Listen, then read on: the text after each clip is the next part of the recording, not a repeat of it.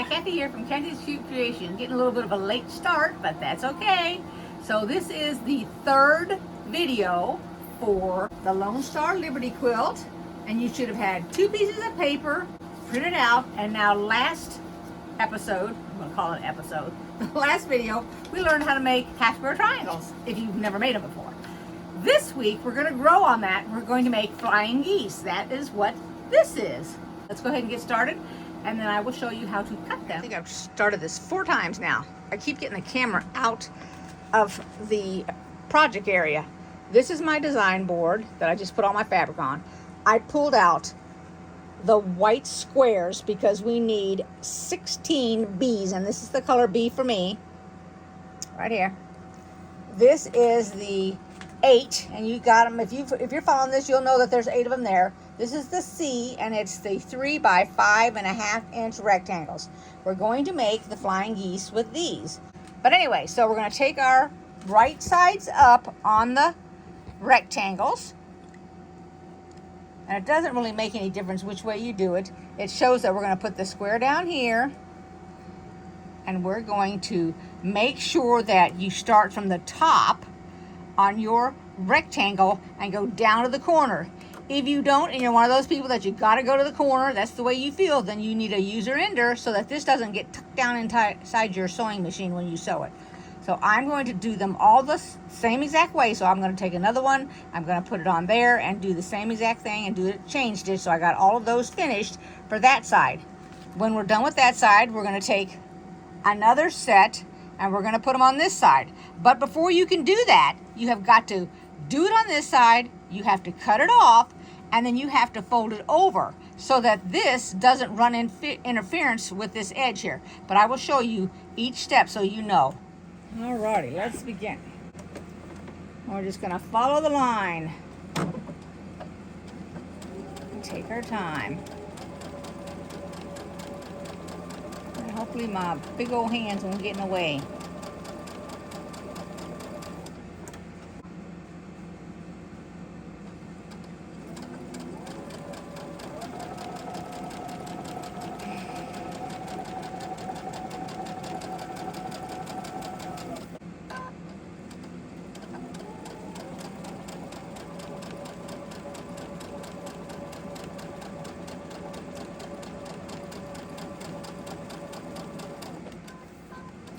You go ahead and finish all yours up, and if you can't do a perfect line, and I'm getting way off my line here, you want to make sure that you go on the left side of this line so that you don't accidentally get on the right hand side. The right hand side will make your goose smaller, so stay towards the left hand side. All right, here it is finished. I turn it around because I'm going to cut this part off. We want this to flip like this. I just take my ruler and I put it right with the 1/4 inch. So it's going 1/4 inch right down there. That little yellow line. And then off it goes. All right. I'm not going to make these into smaller half square triangles, which you could. They can be about that size if you want. Okay, here's what it looks like with iron, and I went ahead and decided to do it anyway. Shoot, I just make more work for myself, but don't worry about it. I'm not going to show it on camera or anything. I went ahead and took that in and made a little, that's a half square triangle.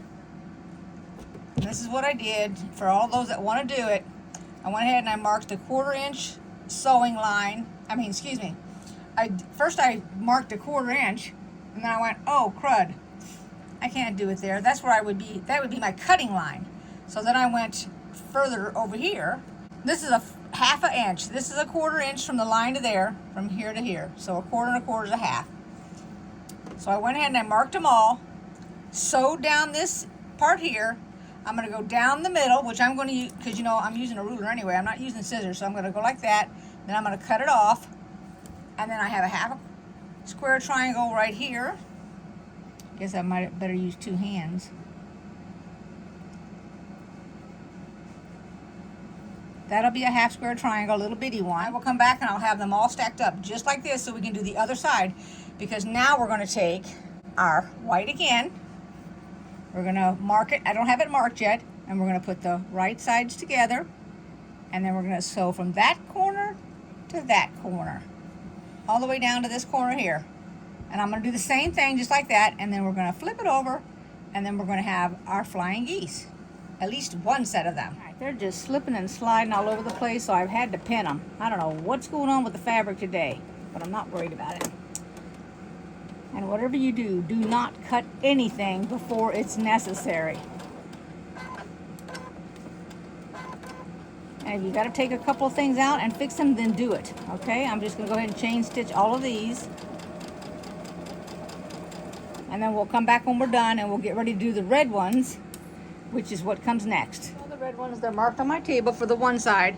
Then I'm going to go ahead and do the other side, and then I'll lay them all out when I've finished them, and they look like the blue ones that we just did. So there are all the red ones finished and completed. I'm going to put them up here with the blue ones right there. And then what I'm going to do is we're going to do these. So we're going to make half with the side blue and half with the side red. So they want the blue on the right and the red on the left.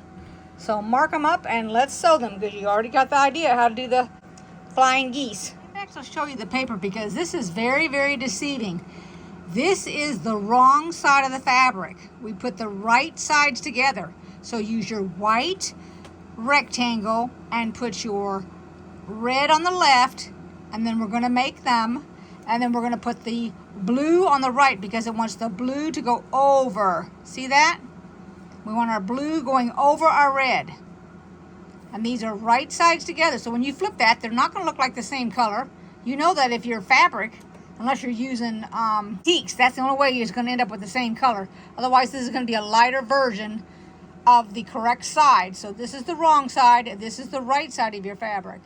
Please pay attention to that. Should be to that point. And now we're going to put these corners on this other side here. Let's do that. When you got all four done, this is where we should be.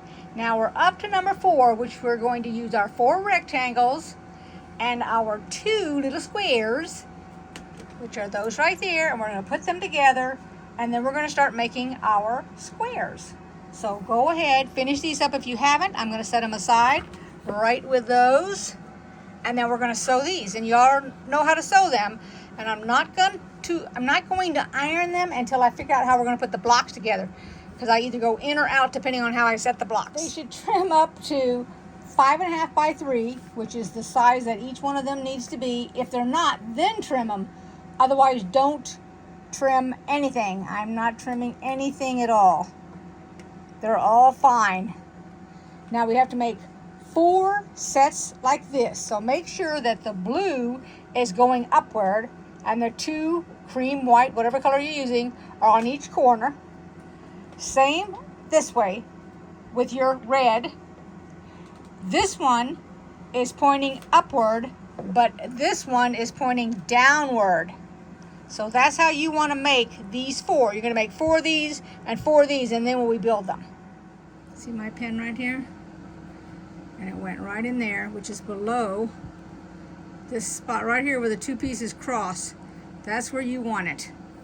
So it comes out there. Then you want to take the next piece and you want to go right below. It's so hard with this coloring here. Let's see. Put a little bit more light on it.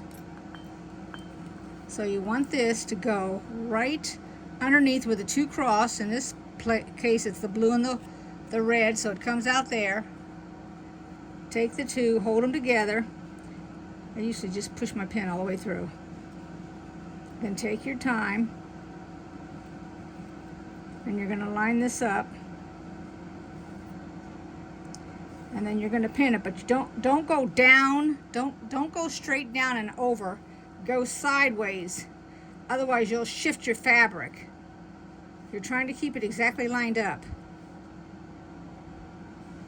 So we're just going to go straight in, just like that. You're just going to poke it exactly like that, so that stays straight.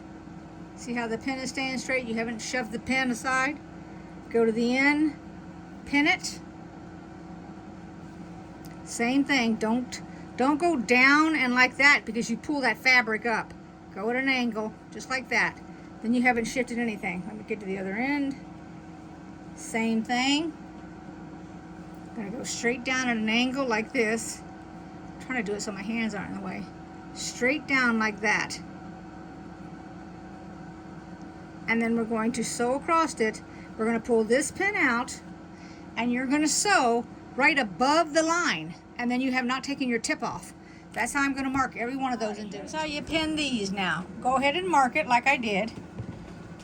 I take it to the left up here. I match up my ends and I pin it while I got it on the board here. Then I go to the other end. I match up the edges just like this, and I pin it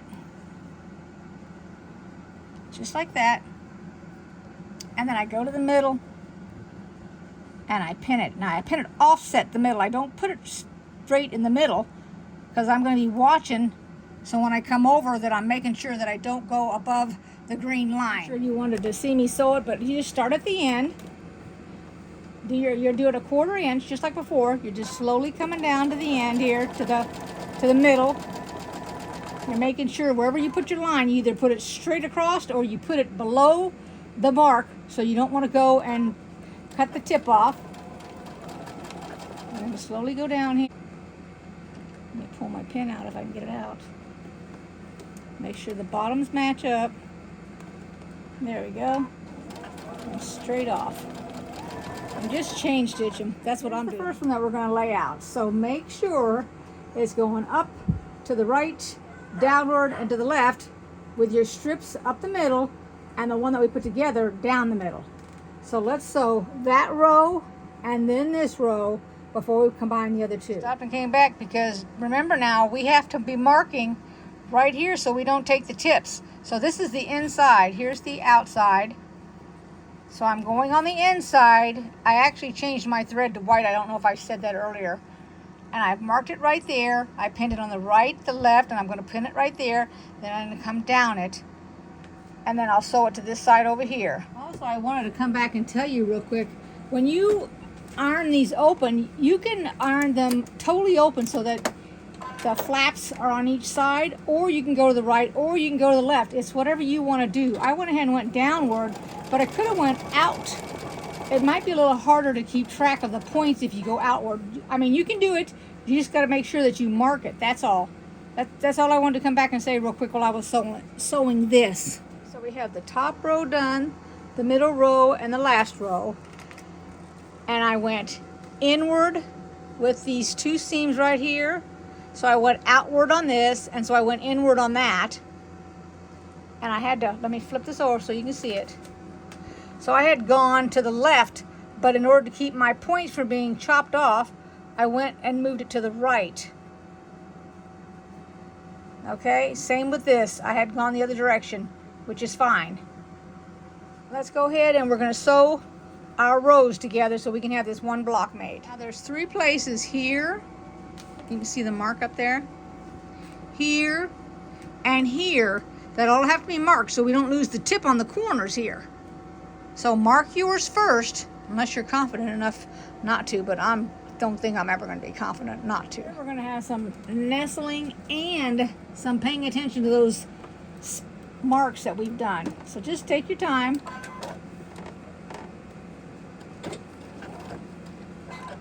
Hopefully my hands aren't in the way. I had to do a lot of pinning on this. I don't want anything shifting on me. Now we're going to come up to the spot that's got the mark. I got to be real careful because I had to put my pin to make sure the nestling was correctly done. Same here.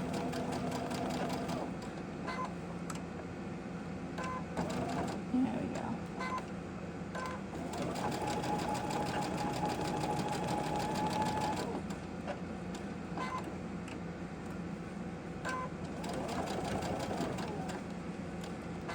We end up taking our tip. If you think it's too much, then take it apart just in that one area if the rest of it is sewn correctly.